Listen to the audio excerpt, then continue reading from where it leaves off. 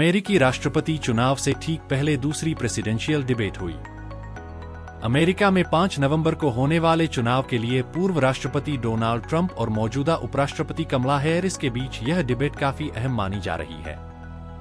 कमला Harris और Donald Trump के बीच यह बहस फिलाडेल्फिया स्थित नेशनल कॉन्स्टिट्यूशनल सेंटर में हुई। इस डिबेट को ABC न्यूज मीडिया ने होस्ट किया। बहस के दौरान वैश्विक अशांति, खासकर इजराइल हमास युद्ध को लेकर दोनों का नजरिया जानने की कोशिश की गई। कौन किस पर भारी पड़ा, यह पूरा वीडियो देखने के बाद जरूर बताइएगा। प्रेसिडेंशियल डिबेट के दौरान कमला हैरिस से पूछा गया कि आपने कहा था कि इजराइल को आत्मरक्षा का हक है, लेकिन यह भी कहा कि निर्दोष नागरिकों की सुरक्षा होनी चाहिए। अब जब 40,000 फिलिस्तीनी मारे जा चुके हैं, लगभग 100 बंधक अब भी फंसे हैं और कोई समझौता नहीं हो रहा है, तो आप इस स्थिति को कैसे सुलझाएंगी? देखिए, सबसे पहले हमें समझना होगा कि यह स्थिति कैसे बनी। 7 अक्टूबर को हमास, जो एक आतंकी संगठन है, 1200 इजरायली नागरिकों का नरसंहार किया, जिनमें से कई लोग सिर्फ एक संगीत समारोह में भाग ले रहे थे। महिलाओं के साथ बेहद बर्बरता की गई। मैंने तब भी कहा था और आज भी कहती हूँ, इजराइल को आत्मरक्षा का पूरा अधिकार है।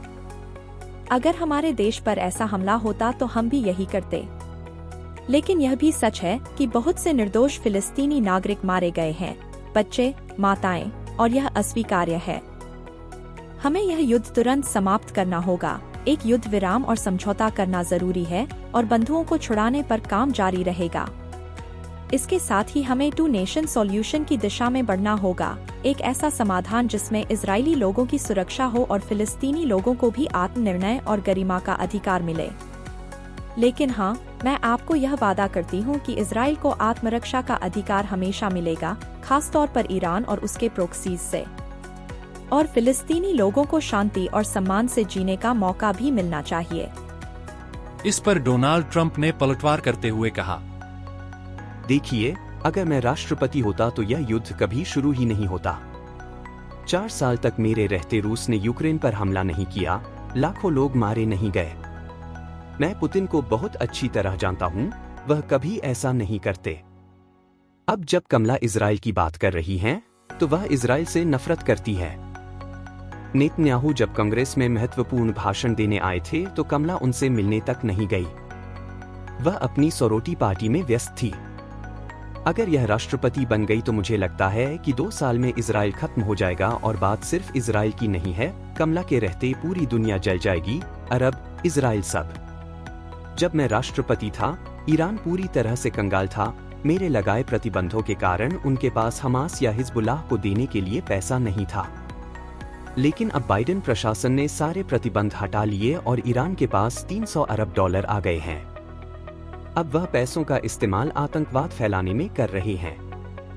देखिए, हम में युति क्या कर रहे हैं, पूरे मध्य पूर्व में क्या हो रहा है। यह सब मेरी सत्ता में कभी नहीं होता। मैं इसे तुरंत हल कर देता और यूक्रेन रूस की लड़ाई भी खत्म कर देता। ट्रंप के जवाब पर कमला भी चुप रहने वाली नहीं थी। कमला ने इस बार ट्रंप को मुंहतोड़ जवाब देते हुए कहा, यह बिल्कुल गलत है।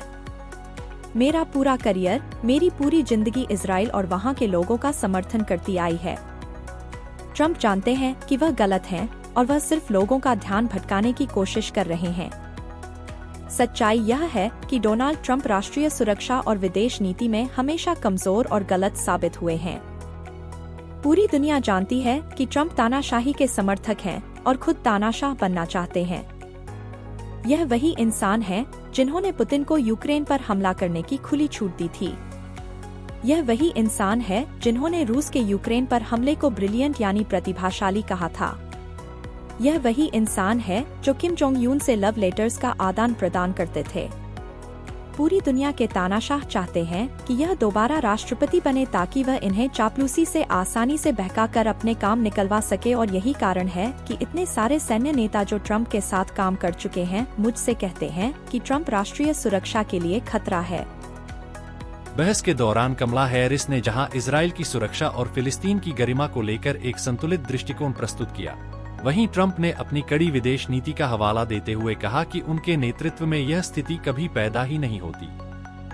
आगे आने वाले समय में कौन सही है, यह तो वक्त ही बताएगा। लेकिन इस बहस ने साफ तौर पर दोनों नेताओं के नजरिए को उजागर किया है। अगर आप ये वीडियो YouTube पर देख रहे हैं तो हमारे चैनल को सब्सक्राइब करना ना भूलें। धन्यवाद।